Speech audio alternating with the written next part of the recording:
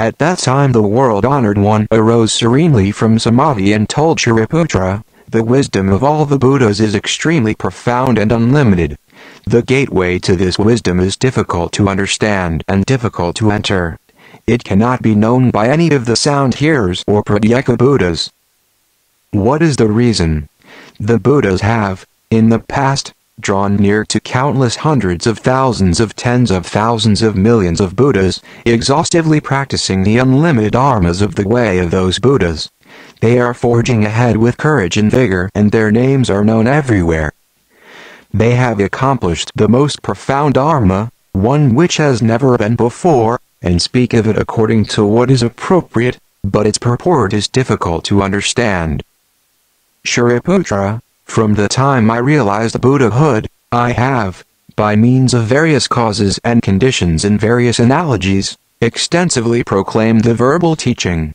With countless expedient devices, I have guided living beings, leading them to separate from all attachments. Why is this? The thus come one has already perfected his expedient devices and his knowledge and vision.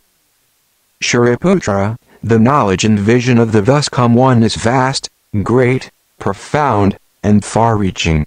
He has profoundly entered, without boundary, the unlimiteds, the unobstructeds, the powers, the fearlessnesses, the dhyana concentrations, and the samadhis of liberation, accomplishing all those dharmas never had before. Shariputra, the thus come one is able to make various discriminations, cleverly speaking all dharmas. His speech is gentle and delights the hearts of the multitudes. Shariputra, essentially speaking, the Buddha has fully accomplished all of those unlimited, boundless dharmas which have never been before.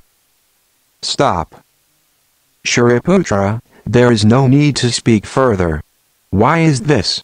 As to that foremost, rare, and hard to understand dharma accomplished by the Buddha, only the Buddhas and the Buddha can exhaust the real mark of all dharmas, that is to say, with regard to all dharmas, the suchness of the marks, the suchness of the nature, the suchness of the substance, the suchness of the power, the suchness of the function, the suchness of the causes, the suchness of the conditions, the suchness of the effects, and suchness of the retributions, and the suchness of the ultimate equality from beginning to end.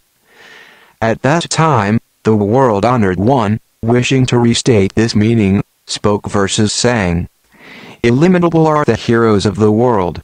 All the gods and people in the world, and all the classes of living beings cannot know the Buddhas.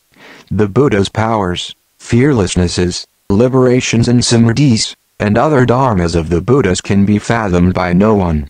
Formerly, following countless Buddhas, I perfectly walked all the paths of the wonderful dharma, subtle and deep, hard to see and hard to understand, through limitless millions of eons.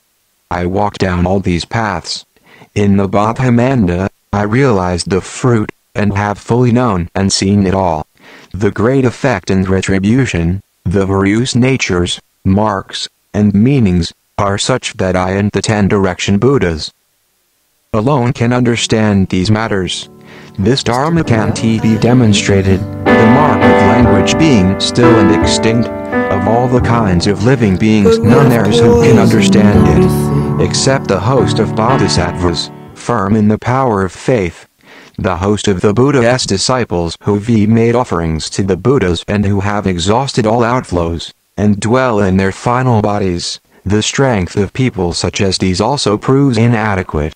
If the world were filled with those like Shariputra, who together spent their thoughts to measure it, they couldn't fathom the Buddha's wisdom.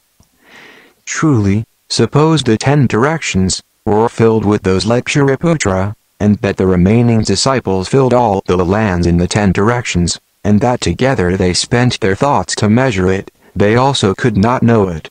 If Pratyeka Buddhas of sharp wisdom without outflows, in their final bodies, also filled the 10 directions, their number like the bamboo in the forest, and if they put their minds together, wishing to think about the Buddha's real wisdom, throughout measureless millions eons, they could not know the smallest part of it.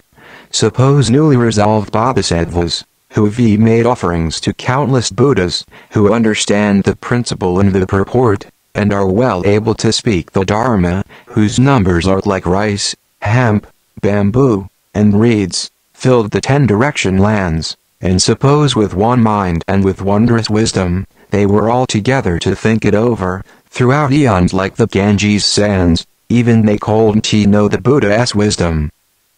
Suppose that non-retreating bodhisattvas, their number like the Ganges sands, with one mind thought to seek that wisdom, they also could not know of it. And what is more, Shariputra, that inconceivable, non-outflow, most profound and subtle Dharma, I have perfectly obtained, and I alone know its mark, along with the 10 direction Buddhas. Shariputra, you should know the words of the Buddhas do not differ. In the Dharma spoken by the Buddhas you should place the power of great faith. When the world-honored one's Dharma is at its end, the true and real must be spoken. I tell the assembly of sound hearers and those who seek the conditioned enlightened vehicle, that I will lead them to cast off suffering's bond, and arrive at nirvana.